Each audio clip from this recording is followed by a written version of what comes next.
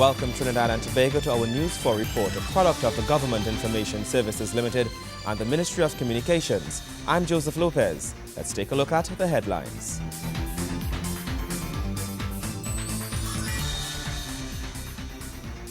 The Prime Minister launches the Tobago campus of the University of Trinidad and Tobago. The Ministry of Works takes its consultations and public awareness drive on the Diego Martin Highway expansion project to residents of Diamond Vale. And the Ministry of Sport and Sports Company continue to commit to the resurgence of cycling in the nation.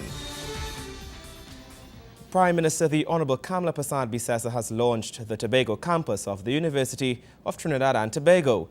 The Prime Minister, accompanied by the Minister of Tertiary Education and Skills Training, Senator the Honorable Fazal Karim, gave Tobagonians something that many describe as long in the coming.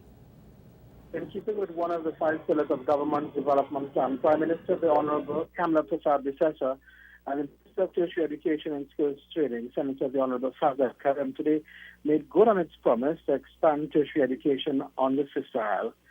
1 year after commencing tertiary education in Tobago, the first UTT Scarborough Educational Campus was opened. The mission to discover and develop entrepreneurs, commercialize research and development, and spawn companies to wealth generation and sustainable job creation. UTT boasts of not being a traditional academic ivory tower, but instead it's university of the future. Already on the Sister Isle, there exists a campus dedicated to teacher education and training in areas ranging from educational childhood care and education, primary education, and special needs education. Speaking at the opening ceremony, Minister Karim told the audience since UTT's first opening in Trinidad in 2004, UTT and the UTT Scarborough Educational Campus shows the continuation of this journey. The minister said this is just a sign of things to come and spoke of plans by the government to construct in the east of Tobago a proper campus that will house several of its ministry's programs. Meanwhile, delivering the feature address, Prime Minister Kamla Persad-Bissessor says it's indeed exciting times for the students in Tobago who will benefit from the UTT Education Campus. Prime Minister Persad-Bissessor sent a stern message to students that they should take full advantage of tertiary education since they stand to gain. When you examine the earnings of those who participated in tertiary education and training initiatives, the studies found that students with a bachelor's degree earned 51% more than those who gained just a certificate. Students who left with master's degree earned 16% more than those with a bachelor's. It also found that the earnings for leavers, that is graduates, who completed a qualification increased 30% between your first and third year of employment. So young ones, that's the increase that you're going to see. This study, along with many others of a similar nature, clearly shows there's a very high correlation between your education and your income earning level. It not only brings you knowledge, but it brings you wealth and success, an improved quality of life. That is what tertiary level education can bring. She also says Tobago will also stand to benefit equally as does Trinidad when it comes to the energy sector, as plans are on the table for training in the hydrocarbon sector. The Prime Minister says it is government's vision for one integrated campus, which will see the end of students having to leave Tobago to go to Trinidad, and it is hoped that the campus will house UTT, UWI, and COSTAT. Government would also commit a building to a modern and fully equipped library for Tobagonians, a request that has been on the table for many years. The Prime Minister, the Tertiary Education and Skills Training Minister, will also launch in Tobago the PTSC NESC training program. Reporting from Tobago, I'm Larry Lumsden. The Ministry of Works has taken its consultations and public awareness drive on the Diego Martin Highway expansion project to residents of Diamond Vale.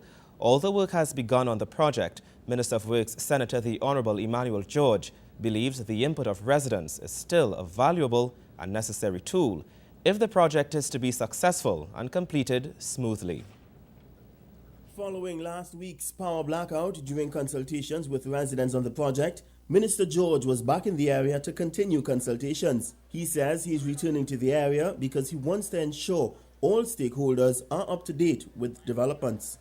He says more so since for many stakeholders, It is something they have anticipated for so long. What is happening with the Diego Martin Highway, which residents of Diego Martin, stakeholders, and the taxi drivers and so on are very interested in, because they are seeing work starting and they would like to know what's going on. But most importantly, it is a highway. The expansion of this highway has been long awaited by the residents of Diego Martin. And I'm certain that some of you are saying, at last, here it comes.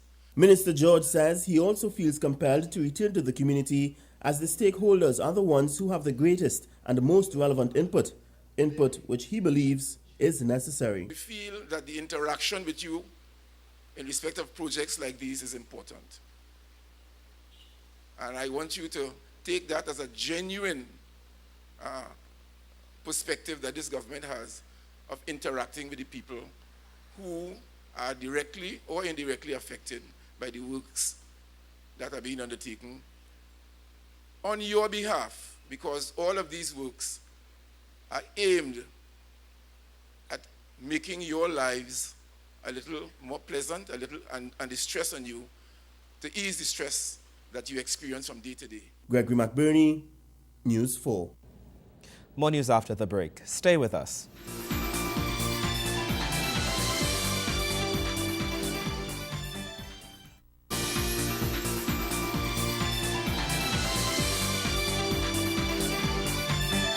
Welcome back. The drug trade and transshipment points in the Western Hemisphere affects the lives of each citizen. The government of Trinidad and Tobago has taken a critical role in welcoming regional leaders to this country to discuss a way forward. The drug game has changed, and according to Secretary for Multidimensional Security of the Organization of American States, Ambassador Adam Blackwell, there are no simple fixes. The government of the Republic of Trinidad and Tobago, in conjunction with the OAS, is hosting the Caribbean Outreach Working Group meeting on the report on the drug problem in the Americas.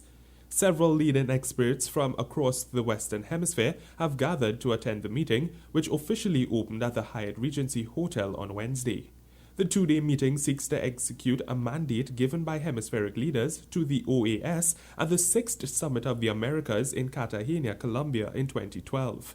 That is, to prepare a report on current and possible new approaches to address the challenging drug problem in the Americas. We are not starting from scratch. I think we have to look at initiatives and all of the investments that we've made in the past and gather that inventory together and look at what we have been done right. But we also have to acknowledge honestly what we have done wrong, what is not working. We have to identify where mistakes have been made, where we need to make a compass check. And mostly about exploring openly what options we have to move forward. Several similar regional or topic-specific outreach meetings have been previously conducted and have been constructive in gathering critical information on the thinking and experiences of key individuals. This collection will improve our understanding of the drug problem in each region to better address our shared challenges and threats. And again, shared challenges and threats. We also have to be clear. This is a problem that goes beyond one government department or agency, one country, one region. It is a global problem of global magnitude. The study targets key areas of focus, which include the relationship between drugs and public health, the relationship between drugs and economic and social development, the security challenges as reflected in the nexus between drugs, violence, and organized crime, the production and supply of drugs, pharmaceuticals, and chemical precursors, and the legal and regulatory approaches to the drug problem. Permanent Secretary in the Ministry of National Security, Jennifer Buku-Blake, explains the impact of such a report when completed. The government of Trinidad and Tobago is mindful of the fact that the world continues to view our hemisphere as a region of substantial production, transshipment, and consumption of drugs. Therefore, the development of this report has the potential to have a major impact, not just on our policies and programs, but on how we are viewed by the international community. She says the issues of personal security and safety are worrying to many of the citizens of the hemisphere. The pervasive nature of the drug problem coupled with the increasing availability of illegal firearms, continues to plague our countries as we confront increased levels of crime and social dysfunction. Therefore, this meeting will have implications for our collective development paths. However, as we pursue this path, the single area that continues to be of concern to our citizens is that of personal safety and security. If our citizens do not feel an increased sense of safety as a result of the impact of our policies and programs, then our development as a region will be negatively impacted. The Prime Minister of Trinidad and Tobago has lead responsibility for security in the quasi-cabinet of CARICOM and is mindful that the world continues to view this hemisphere, and in particular the Caribbean, as major contributors to the drug problem. She and her colleagues are aware and concerned that our citizens continue to worry about their personal safety and continue to support the development of strategies and interventions to address this pressing need.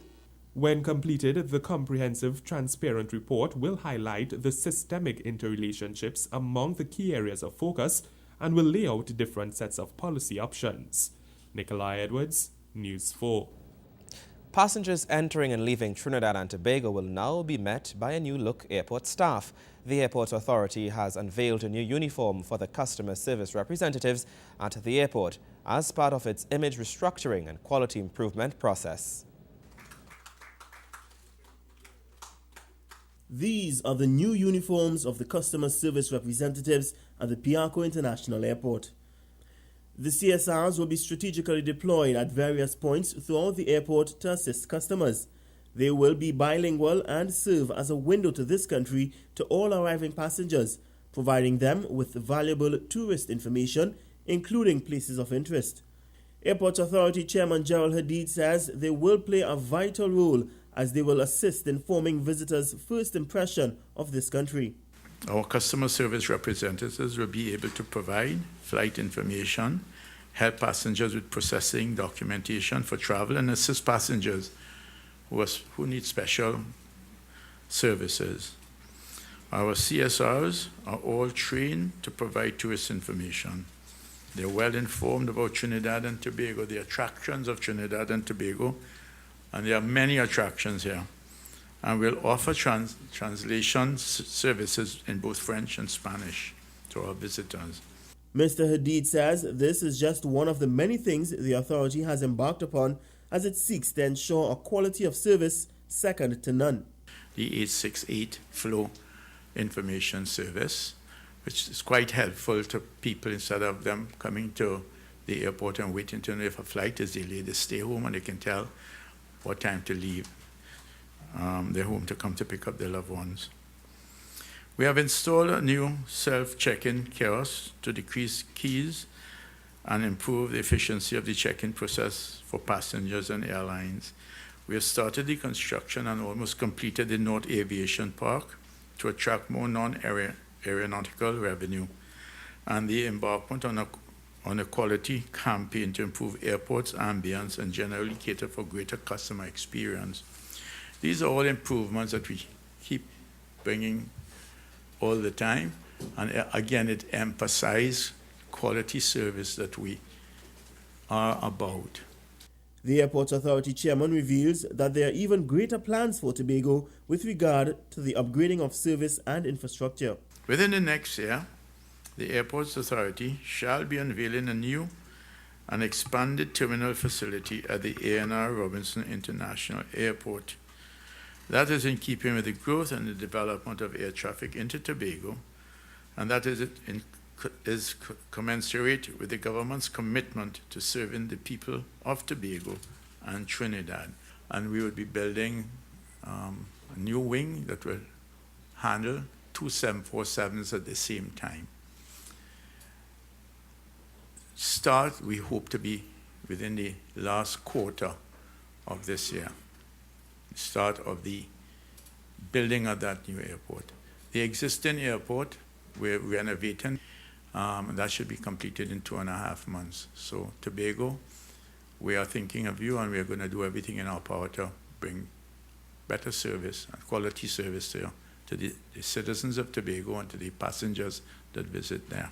Gregory McBurney, News 4. More news after the break. Stay with us.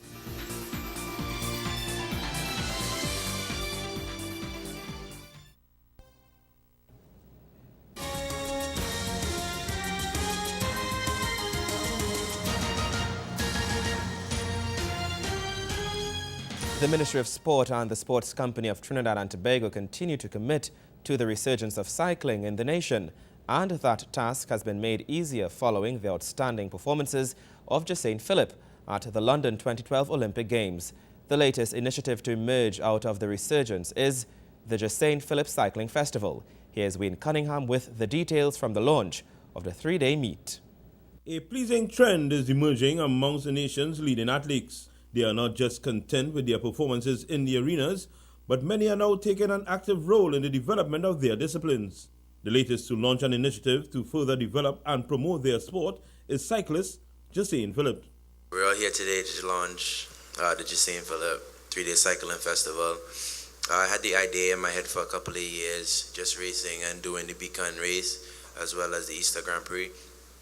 And one thing that I realized about it was we had good racing, but we didn't really have the top athletes, to really motivate the young ones, the guys in BMX as well as the junior riders. I decided to have this event, to really motivate the young ones, bringing the top guys, people that they see on YouTube and at the Olympics, they don't really get to see them. It'll be great, for them to be here and really see them in person, basically. According to the Olympian, fans will be able to catch the festival at various venues. We have Palo Seco. We don't really have any races down there. Area where I come from, basically. Skinner Park as well as Arima. So, it should be a pretty great event. We have ideas for Tobago, but I know that, right now they're kind of busy right now. So hopefully we can pull that as well. The Sports Company of Trinidad and Tobago has committed $1 million to the hosting of the festival, which is expected to feature the likes of Dennis Dimitriev and Sam Webster. But the nation is set to benefit beyond the cycle track. This event is costing in a region of about $3.1, $3.2 million. The idea is not only to bring the athletes just to race for 3 days, it's to try and promote Trinidad as a sport tourism destination. So the idea is to keep the athletes here for approximately 10 days for them to see, not only race, but to see different parts of Trinidad and Tobago. Adrian Raymond of the Sports Company indicated that the cycling fraternity will gain much from the international athletes participating at the festival. These international athletes will also be conducting clinics with local cycling clubs and stuff like that, and junior riders as well. And there's also meant to be a certain level of coaching support and a coaches symposium. We've been having discussions about having a coaches symposium as well, so that the level of technical expertise can be passed on to various members of the cycling fraternity, thereby helping to further advance the sustainable development of the sport. It is our hope that this will be an event that will be on the international calendar of international cyclists. The festival is set to ride off on April 19th and continue until the 21st. Wayne Cunningham, News 4 Sports. Thank you, Wayne Cunningham. After the break, we'll tell you about the man behind Soca Monarch 2013. Stay with us.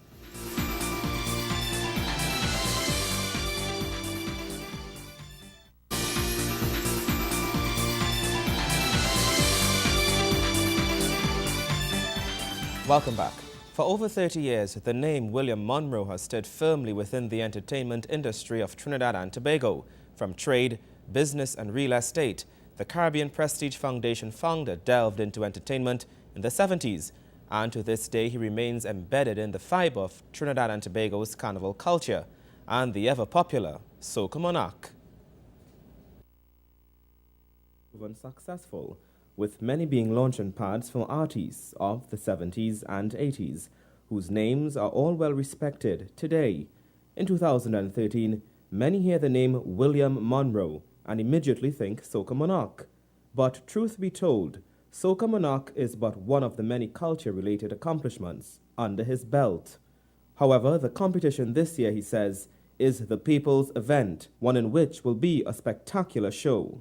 Come Fantastic Friday 2013, Soca Monarch Gone Clear. Not only Soca Monarch Gone Clear, the music itself, it definitely going to break through. It's not 5 years and 6 years to come, because it is the sweetest music, I am telling you, we have on the planet today, the soca music. The energy that you get in the soca music, where could you find that? Anywhere. I mean, singing, it could be what? You cannot get that energy as what you see on Fantastic Friday night. You see, sometimes old people then go into Soca Monarch and come out young. They're healing then. The event healing you.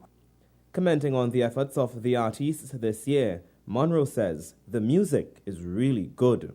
And then you see the artists themselves with this fantastic presentation. You can't get it in Miss Universe.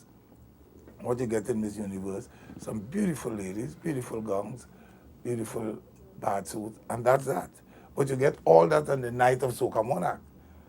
And 10 times more. Then you get, as I say, the artists with the elaborate presentation, and then what?